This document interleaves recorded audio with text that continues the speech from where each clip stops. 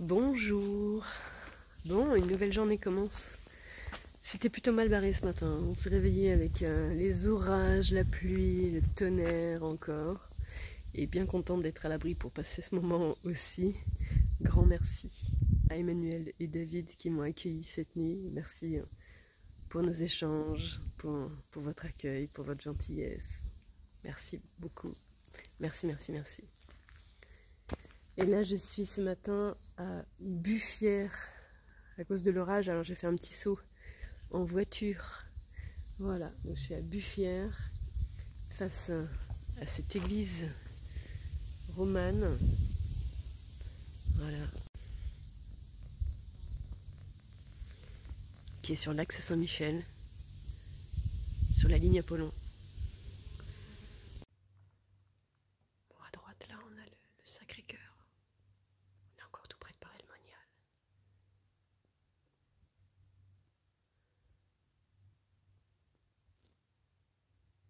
Bon, et bien voilà, il est 11 h à Buffières. Et donc j'ai 12 km de randonnée pour aller jusqu'à Cluny. Donc j'y serai en début d'après-midi. J'ai rien préparé encore pour savoir où je vais aller. Bon. Cluny, c'est quand même sur le chemin de Saint-Jacques, c'est aussi sur le chemin d'Assise. Donc bon, je me dis que je devrais réussir à trouver quelque chose. Et en même temps, on est le 15 août, donc on verra.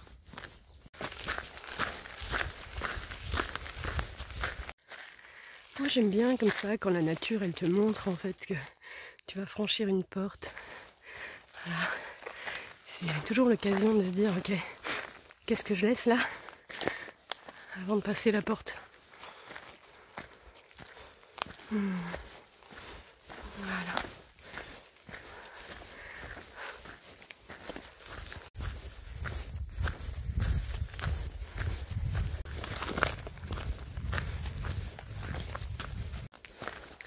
Bon, alors je suis en train de marcher en direction de Cluny. Et évidemment, la marche est propice à la réflexion. Et je repense à un commentaire qui est apparu ce matin sur quelqu'un qui partageait qu'il s'ennuyait en regardant les vidéos, qui trouvait ça ennuyeux. C'est ok. Juste ça m'amène cette réflexion du coup de... Je pense que... J'en sais rien, mais peut-être quelques années en arrière ça m'aurait touché, même si c'était partagé... Enfin moi je l'ai pris plus comme un fait, une information. C'était pas tourné en reproche, c'était juste un fait. Et c'est comme ça que je l'ai pris, de toute façon, avec vraiment cette conscience que chaque commentaire que vous pouvez laisser est le reflet de la vision du monde de celui qui laisse le commentaire, en fait. C'est-à-dire que chacun d'entre nous, on est différent, qu'on a des aspirations différentes, qu'on a des envies différentes, des choses qui nous plaisent aussi, qui sont différentes, etc. Et que du coup, vos commentaires sont le reflet de votre vision des choses. Voilà. Moi, j'aime la solitude, j'aime le silence. Je trouve que c'est très introspectif et méditatif, et c'est ce que je cherche dans les voyages au long cours, tout en marchant, de laisser le silence apparaître à l'intérieur de soi pour laisser un espace à une paix durable et à une joie inconditionnelle, une joie sans raison. Et on est tous différents. Et il y en a pour qui le silence est plutôt inconfortable. Et que du coup, il y aurait besoin de mouvement, il y aurait besoin de parler peut-être. Voilà, c'est pas mon cas. Et dans ce que je retranscris, j'ai envie de le retranscrire au plus proche de ce que je vis. C'est aussi pour ça qu'il n'y a pas de musique. Voilà, les montages sont simples. Voilà, quelque part pour essayer de retranscrire au mieux justement la réalité de ce que moi je peux vivre de mon côté. Il n'y a pas de mise en scène. Quand j'ai des choses qui me traversent, je les partage. Et s'il n'y a rien, il n'y a rien. Et en effet, parfois, il y a des jours où il ne se passe rien.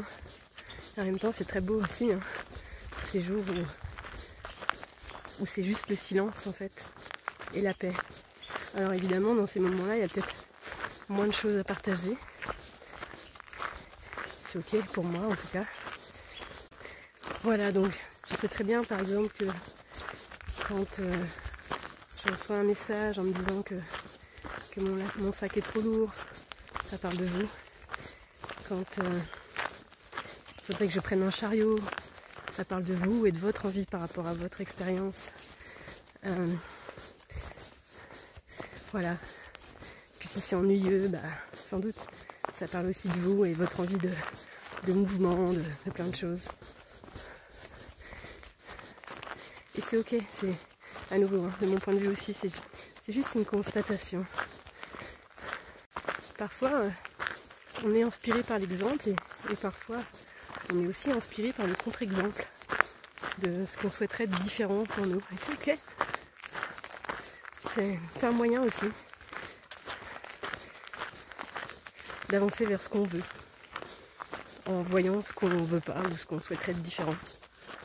Et puis, ça parle aussi évidemment, dans cette réflexion, ça ramène évidemment au rapport que l'on a nous-mêmes vis-à-vis du silence, de notre solitude, ou de comment on réagit vis-à-vis de quelque chose qui nous paraît ennuyeux.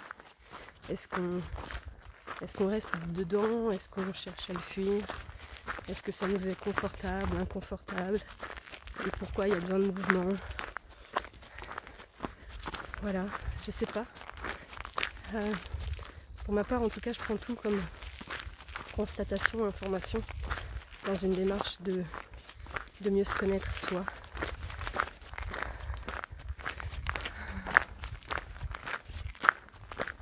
Et je sais, pour avoir accompagné plein de gens, je sais à quel point, pour plein de gens, le silence, il est inconfortable et qu'on est parfois pris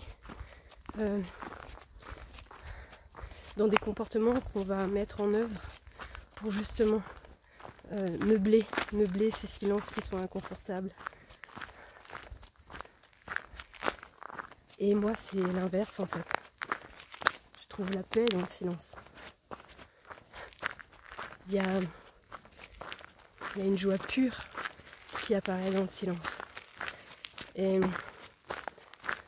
j'ai pas besoin de faire diversion parce que ce silence il est devenu confortable. Et même au-delà du confort, hop, il y a des branches là par terre. Et du coup c'est une quête en fait. Ce silence et cette paix. Alors je peux entendre que pour certains, ce soit ennuyeux, c'est ok. Et en même temps, moi ça me va bien. Voilà. Et chaque pas permet d'avancer davantage vers ce silence et cette paix intérieure. Si tant est qu'on est capable de l'accueillir, si tant est qu'on est prêt, pas capable, c'est prêt à l'accueillir.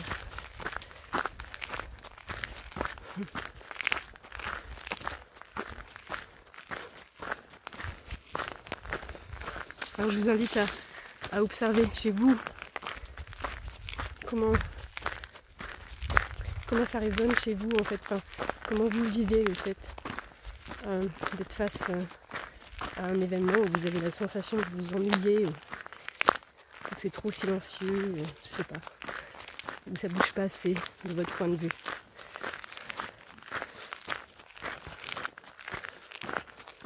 Moi je m'ennuie jamais en fait, Je m'ennuie jamais parce que même dans ce qui pour d'autres pourrait être ennuyeux, il y a pour moi un espace méditatif qui s'ouvre,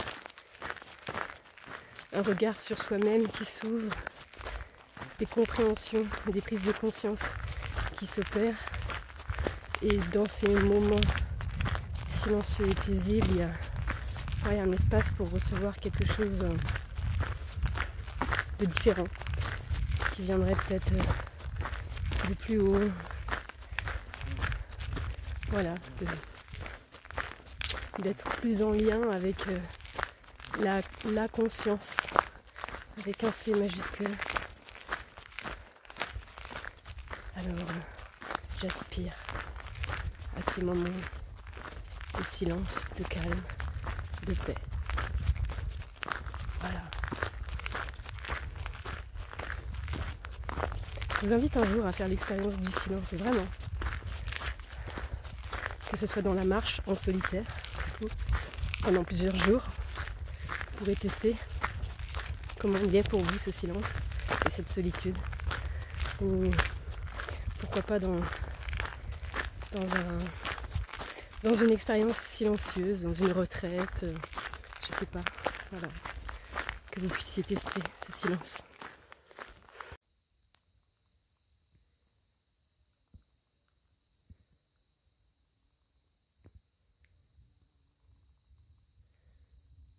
Peut-être aussi justement tester ce silence grâce à l'observation, à l'expectative, être juste là, la contemplation. Voilà. La contemplation de la nature qui permet la contemplation de soi, de ses émotions, de ses pensées, de son rapport à son corps. On est toujours dans cet alignement tête-cœur-corps, dans une contemplation tête-cœur-corps, pour trouver la paix dans le tête-cœur-corps.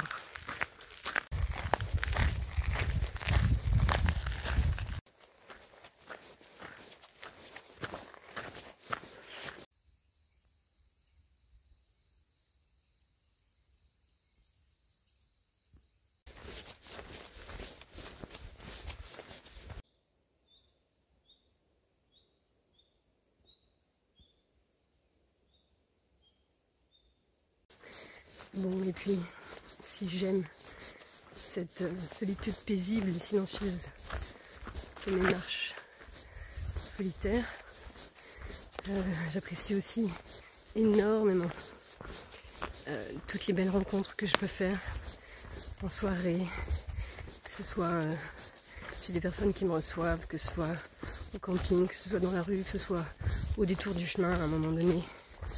Voilà, plein, tellement de belles rencontres. Peu importe qu'elles durent quelques heures ou même parfois quelques minutes. Et ça, je partage moins.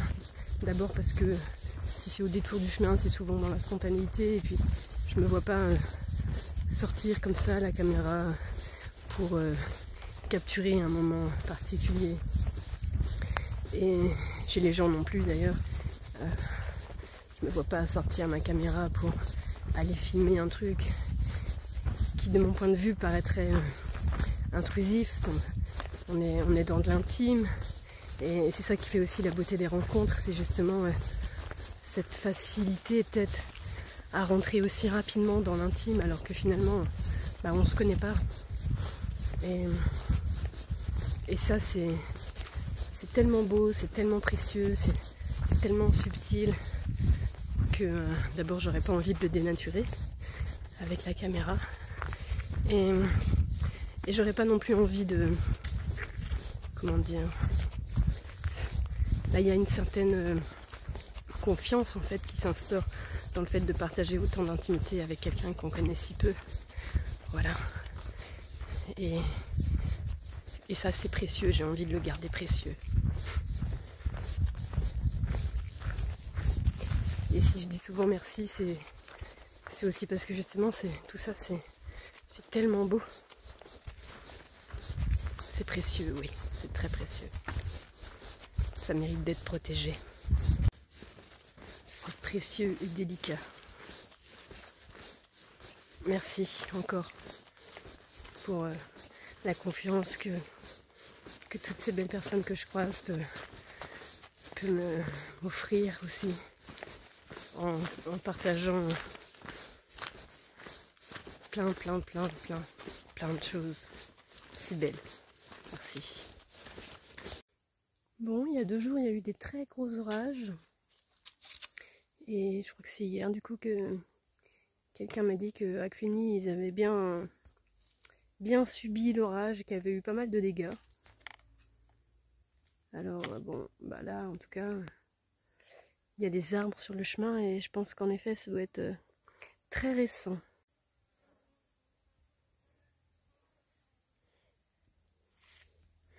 Voilà, donc ça bloque un peu le chemin, puis il y en a un autre juste derrière.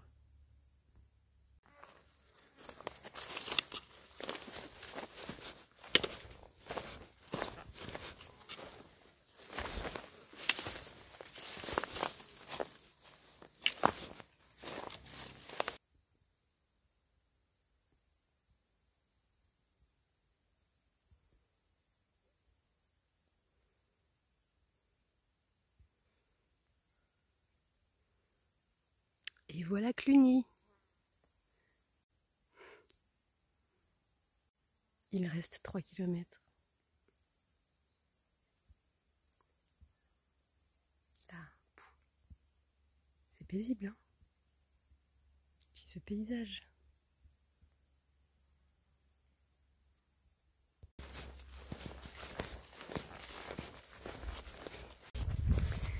Bon, arrivé à Cluny le 15 août, après avoir marché 46 jours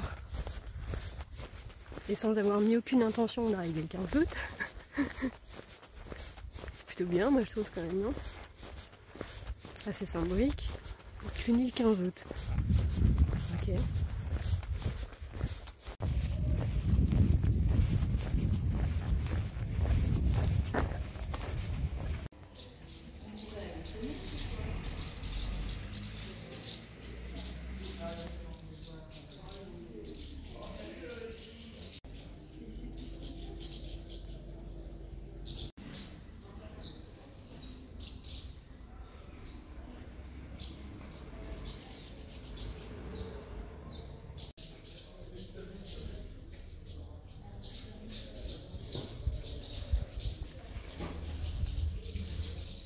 Je suis peut-être pas la seule à être arrivée ici depuis le Mont-Saint-Michel.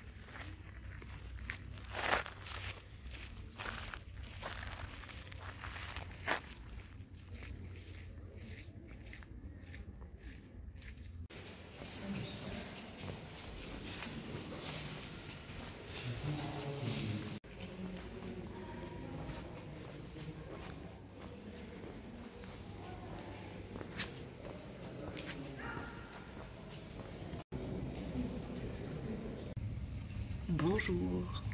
Bon, il est 7h30. Je sors du lit. J'avais prévu de partir de bonne heure aujourd'hui. Mais je sais pas si vous entendez. Voilà, là c'est autre chose. Il y a de l'orage.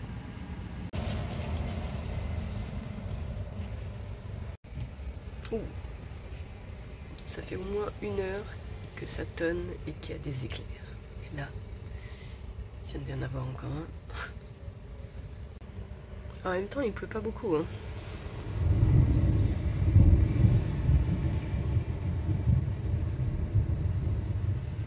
Mais quand même. Finalement, je crois que je vais prendre mon temps ce matin. Bon, voyez, je suis allée chez le coiffeur, j'ai profité de mon arrêt à Cluny pour aller chez le coiffeur. J'ai rencontré Anne, merci Anne, pour cet agréable moment passé ensemble. Donc, il est 9h30, voilà, la pluie s'est arrêtée, le tonnerre est passé, et je vais me mettre en route vers Mâcon. Alors j'ai allégé encore un petit peu mon sac à dos hier, parce que comme j'avais acheté une nouvelle batterie externe, bon bah l'ancienne ne me servait plus à rien, et ça pèse lourd ce truc. Bon, ça m'a fait du bien cette petite pause à Cluny, où je me suis posée donc une journée, pas fait grand chose, hein.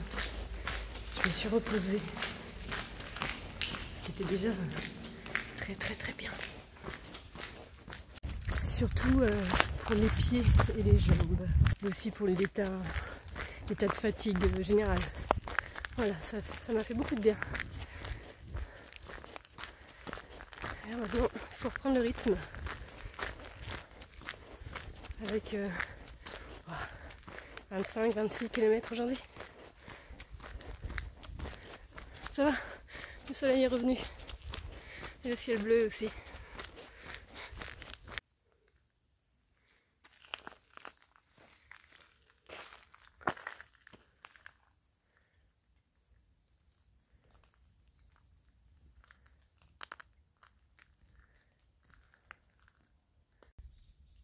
Bon, je suis dans la forêt, direction de Mâcon, et en fait j'ai décidé de changer mon itinéraire.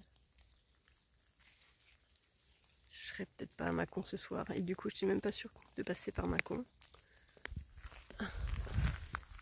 Il y a un arbre qui fait tomber ses gouttes. Je pense pas qu'il pleuve, il y a un grand ciel bleu au-dessus.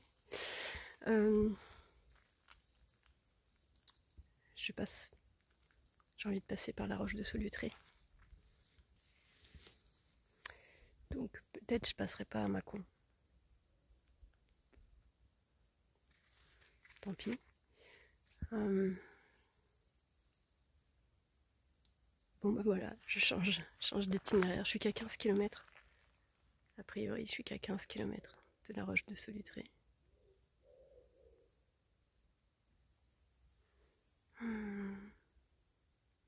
Bon, allez, changement de cap.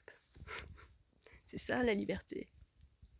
Bon, ça fait au moins 10 minutes que je suis en train de regarder ma carte, d'envisager le truc. Bon, en tout cas, c'est sûr, j'ai envie de passer par la roche de Solutré, donc je change ma direction. J'ai pas vu de camping, j'ai pas vu tout ça, donc il va falloir faire confiance à la vie. Bon, allez, on arrête de réfléchir et on y va. Bon, alors faut que je vous raconte quand même. Il y a quelques jours en arrière, j'ai trouvé que la roche de Solutré serait à peu près sur mon chemin et j'avais très envie d'y passer. Voilà. Et puis je marche, les jours se suivent, je pense à plein de choses, j'oublie plein de choses. Et j'avais oublié où se situe géographiquement la roche de Solutré. Et moi, ce matin, voilà, je m'étais mis en tête que ce soir, je serais à Mâcon. Et puis, je suis en train de marcher, je suis dans la forêt, j'arrive à une intersection, je regarde ma carte, et là, je vois que j'ai reçu un message sur Instagram d'un monsieur qui se prénomme Henri, que j'ai rencontré un matin à 8h à Digoin, tout près juste à l'intersection entre la Loire et le pont Canal. On a échangé quelques mots et Henri vient de m'envoyer un message dans lequel il me remercie pour mes photos dans ma story et donc il me reparle de la roche de Solutré qu'on n'avait même pas évoqué ensemble d'ailleurs. Voilà. Et là je fais waouh, merde, la roche de Solutré quoi quand même. Donc je regarde ma carte et en fait c'est exactement pile à l'endroit où je me suis arrêtée dans la forêt là tout à l'heure que j'avais deux possibilités de chemin. Donc le chemin qui continuait de m'emmener à Mâcon sur ma droite, et le chemin qui m'emmenait à la Roche de Solutré sur la gauche. Voilà. Donc, il s'agit d'accepter de percevoir les signes comme des signes et d'accepter aussi de changer les plans qu'on a confectionnés avec sa tête pour se laisser guider par les signes qui apparaissent et qui se mettent en place sur notre chemin pour nous montrer là où on doit aller et non pas là où on veut aller dans un processus réfléchi, etc. mais juste d'accepter l'idée de se laisser porter par le flot et que peut-être ou peut-être pas, ou j'en sais rien, il y a un truc plus grand qui œuvre et qui envoie des signes, qui fait des clins d'œil pour nous indiquer le chemin que nous devons prendre. Parce que ces endroits sont bons pour nous, parce que peut-être nous avons des personnes à rencontrer, parce que peut-être nous avons des expériences à vivre, peu importe la raison. D'ailleurs, elle ne viendra pas forcément à notre conscience. Et je suis convaincue qu'il y en a une. Voilà. Donc merci Henri de t'être fait l'intermédiaire de l'univers pour me ramener sur mon chemin et d'aller à la Roche de Solutré.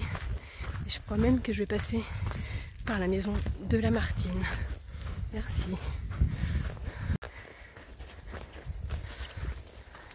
Bon, et du coup là je suis en train de me dire j'avais rien réservé à Mâcon, même si j'avais une idée de là où j'allais aller. Et est-ce que je me serais autorisée à changer mon chemin si j'avais fait une réservation pour ce soir, ou est-ce que finalement j'aurais fait fi de mon envie d'aller à la Roche de Solutré en me disant ah bah non c'est dommage, j'ai réservé à Mâcon. Et voilà, donc c'est aussi d'observer cette liberté qu'offre le fait de ne rien prévoir.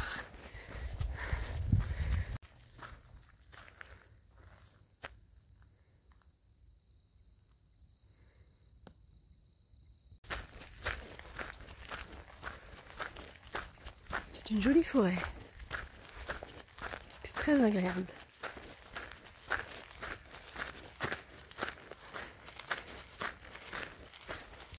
Bon, on a bien changé de décor, hein.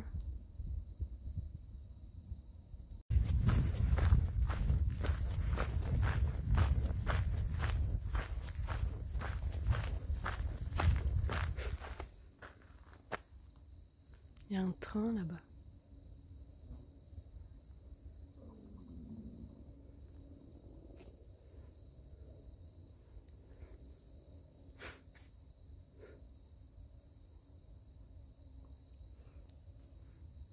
Le voyage est riche de tous ces contrastes.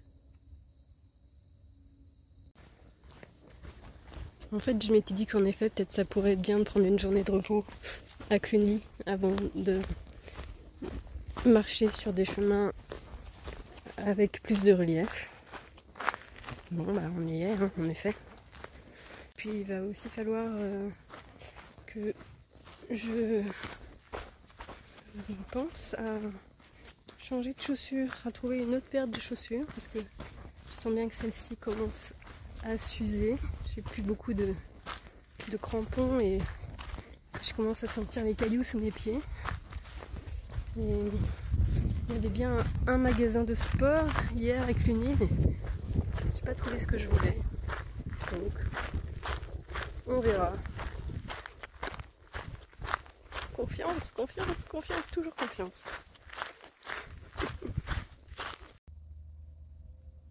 Bon, là j'ai un peu le seum, comme dirait mon fils. Il y a une barrière.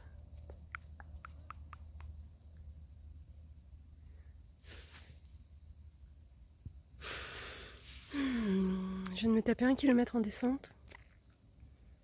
Et si je dois remonter, non seulement ça fait 1 kilomètre en grosse montée, mais en plus, faut que je retourne encore plus haut pour récupérer un autre chemin. A priori, il y a une bifurcation là dans 300 mètres. C'est chaud. Je croyais qu'il y avait personne, mais en fait, si, il y a quelqu'un. On voit ces 2 petites oreilles là. Et oui, ça allait. Bon, bah, je sais pas quoi faire.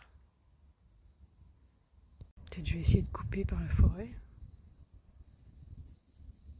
Bon, bah, je suis montée un peu plus haut dans la forêt, mais c'est pas une bonne idée. Bon, je vais redescendre. Je sais pas encore quoi faire. Bon, bah, je me suis extraite de la parcelle entre les barbelés. J'ai retrouvé le chemin que j'étais censée retrouver. Bon, j'espère que ça va aller maintenant.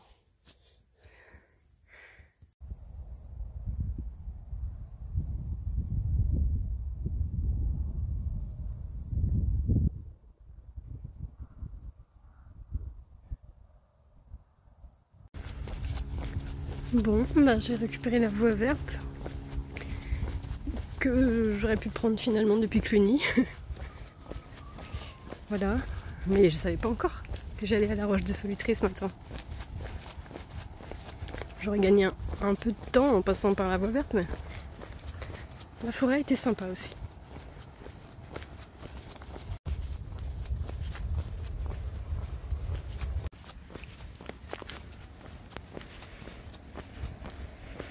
Bienvenue dans les vignes du Bourgogne.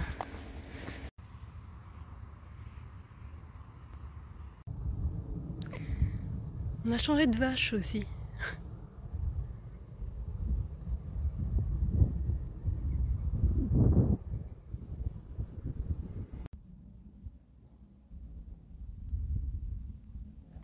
Bien, bah me voilà arrivée à la maison de la Martine. On ne peut pas visiter en fait. Les visites sont les dimanches à 16 h. On est jeudi.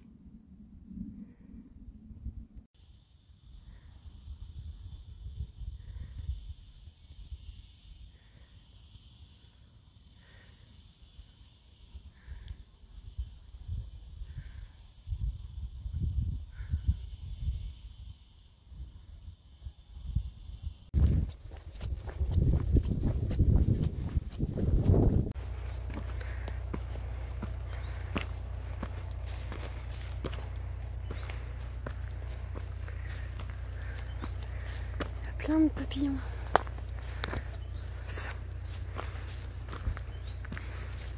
C'est bizarre. Ou pas. Peut-être on est dans un endroit magique.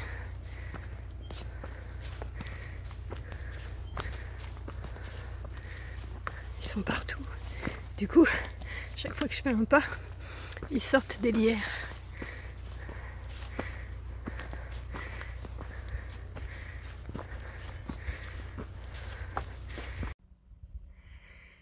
Bon, nous y sommes.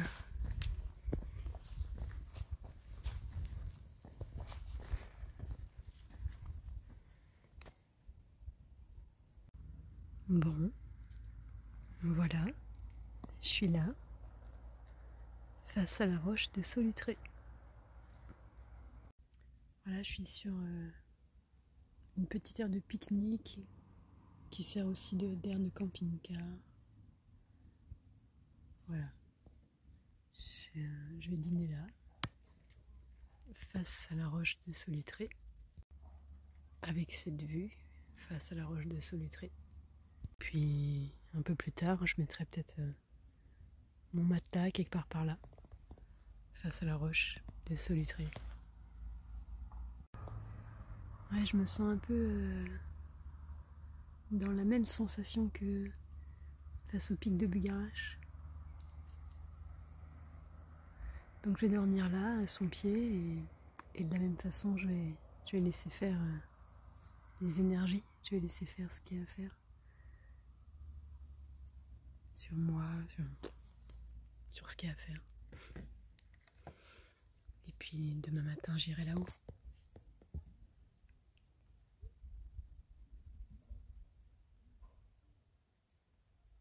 Et pour le moment, eh bien, je vous souhaite une belle soirée. Et je vous dis à tout bientôt. Ciao, ciao.